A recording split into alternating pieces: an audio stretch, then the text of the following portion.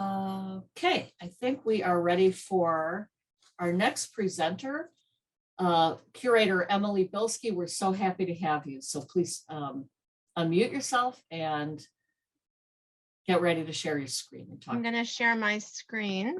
So first of all, thank you so much for the invitation to present our exhibition, The House is in the Book, which is an exhibition highlighting the artist books of three amazing artists. I'm sure they're well known to all of you, or certainly most of you. Andy Arnovitz works in Jerusalem, Lynn Avadenka, who is located just outside Detroit in the US, and Mirta Kupfermans in Buenos Aires in Argentina. This project is being exhibited at the Jerusalem Print Workshop. It's an amazing location for us. I'm going to show you some installation shots. It has incredible architecture, though it was a bit of a challenge to exhibit within this space. The germ of the idea for this show actually came from Andy Arnovitz a couple of years ago. Right after the last Biennale, she called me and we started talking, and she said, I think for the next Biennale, it would be great to do an exhibition of artists' books by women.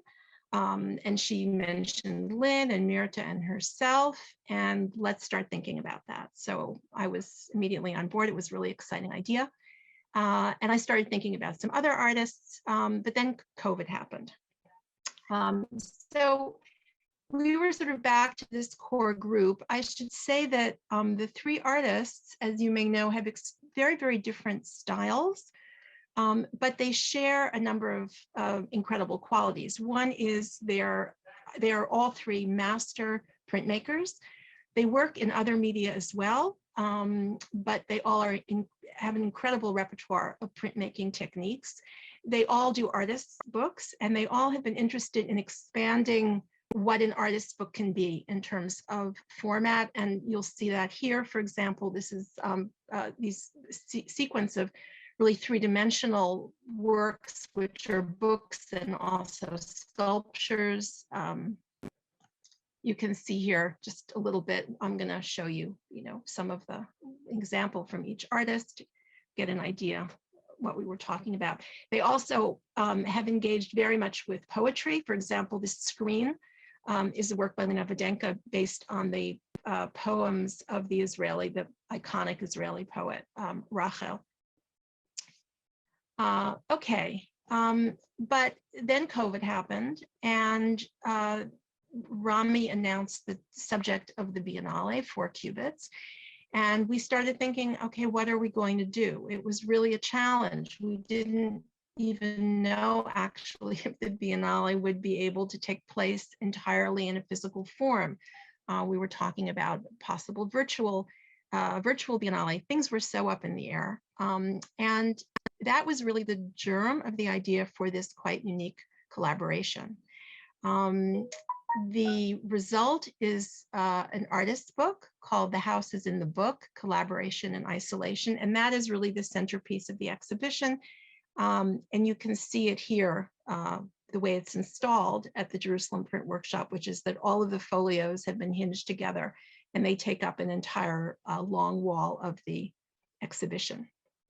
So in order to develop this project, the 4 of us met on Zoom for over a year, at least every 2 weeks, and endless emails and WhatsApp and everything else. Here you can see the 4 of us, plus where it says Dante, that's actually Mariana, who is an animator, and I'll talk about her participation a little bit later.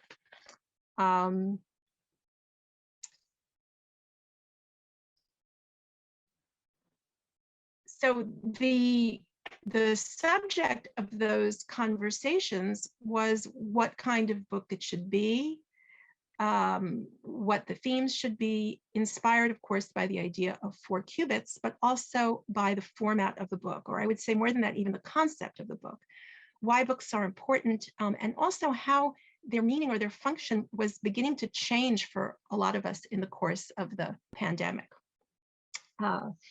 So here you can see each artist working in her studio. And that's just important to stress, which is that the conversations were joined.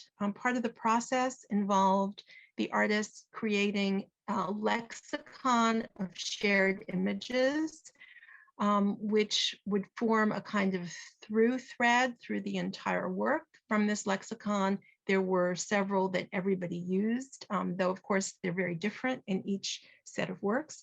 One of the other really important things to discuss was very really tachlis kinds of decisions. What should the format be? How big should the book be? How many folios? In the end, we decided each artist would create 4 folios. Again, that's inspired to some degree by the 4 cubits, but also very, very technical issues like what kind of paper, what should the weight be? What should the specific color be? And this was complicated by the fact that not everything was available in every location. Each artist had to discover like what could she get in her city, in her country, and given the supply issues and the challenges of COVID, that wasn't always so easy. And ultimately, each artist printed in her own city. And then the challenge was to actually bring these works together in Jerusalem to exhibit them together. Okay. Here is the book in its final form.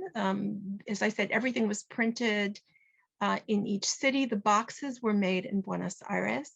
The title of the work is taken from a poem by Edmond Jabez. I mentioned that each artist is really engaged in her oeuvre a lot with the work of poets. And this is the title comes from a few lines in this poem from Jabez at the threshold of the book. Jabez wrote a lot about the book and about its meaning. And of course, he was a very influential Jewish poet who also engaged a great deal with Jewish themes. This was the phrase that really jumped out at us. There is a lamp on my table and the house is in the book, so I will live in the house after all. Again, particularly resonant lines in the context of COVID. So here you can see the book in the box, more or less. I just wanted to show you a little bit about this idea about the motifs and the kinds of motifs that were chosen ranged from celestial and terrestrial maps, land allocation diagrams such as this, a lot of images having to do with measuring tools, but also people measuring. And also you can see here, I just took 3 folios where you see the same motif of a house, and the text from which the house is created comes from the Tractate of Eruvin. It's here, and again, it's here. So of course, I'm sure most of you are familiar with that text in the Talmud that deals with the Eruv, which is another way of delineating space in Judaism, personal space. So I'm not going to go into the notion of Arba Amot because Rami already explained that so well.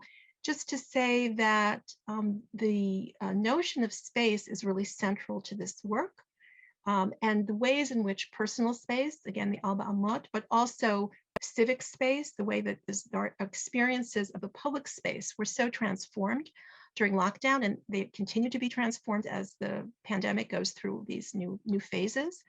And finally, global space, because we were in this paradoxical situation where despite the fact that everybody, or those who were lucky enough actually to be able to stay at home and be safe in lockdown, at the same time, globally, we were sharing these experiences, we were connecting in new ways. And so all of these issues, private space, civic space, global space, find expression in these pages. Here you can just see a little bit more clearly each of these images. So this one is Andy Arnovitz, this is Lynn Avadenka. Also, you can see how each artist, in addition to using the same themes, and of course having using similar motifs, sharing the motifs, they also took it in their own directions. So Lynn, for example, really riffed on all of these themes about 4. So here, for example, she references the 4 matriarchs and the 4 directions, as well as along the bottom. She deals also with the notion of quarantine coming from 40 and the etymology of that term. So there's tremendous amount of layering, of meaning, of images throughout these works. And here Myrta's intimate space, where she actually takes the text from Amos Oz's memoir, where he describes the very tiny apartment that he grew up in. And from that text, she created this intimate space in a collage, which she then reproduced in this particular folio. Okay, here you see again, you can see a little bit how they all fit together. And finally, after the book was completed, we worked with an animator, a video artist in Buenos Aires to create a video which uses the individual images but mixes them together. So it's a collaborative work, but it's not an exquisite corpse. Each artist worked in her studio, printed in her city, and in Jerusalem, when they were all eventually landed here, they were put together for the first time. But they didn't work on one another's sheets. The video functions a little bit differently because the images are brought together. Here you can see, again, the credits for Mariana Sosnovsky, who did the audiovisual design, and an amazing original soundtrack by Ernesto Romeo. So those of you who are in Jerusalem, I hope you come and see and watch the video. And then I just want to end with this image, which was on the invitation, which is the fourth folio and Andy Arnovitz's last folio.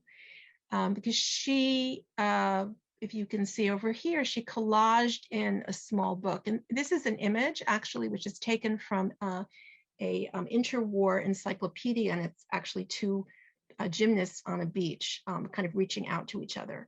But she places this tiny book, and it's a physical object, which connects them. And that was very much the thinking behind this idea about the book and 4 Cubits and during this period of the pandemic, because a book, among many other things, is distinguished by the fact that it is a haptic object. It's tactile. In order to engage with it, you don't only look at it, you have to pick it up, you touch it, you turn the pages. So that's the physical aspect. And it also is really a meeting place. It's a platform for interactions between authors and readers, between writers and artists, between translators and authors, and also all of the different people who have to touch a book in order to have it come into the hand of the reader. And that is an aspect which is really brought out in this image as the book which literally connects us. So thank you so much for your attention. Emily, thank you so much for interpreting this work for us. We usually hear directly from the artist, but hearing you and Devorah and also Rami and all of the insights that you bring to the staging of this work, to the conceptualizing of it, is just a treasure for us. So thank you very much.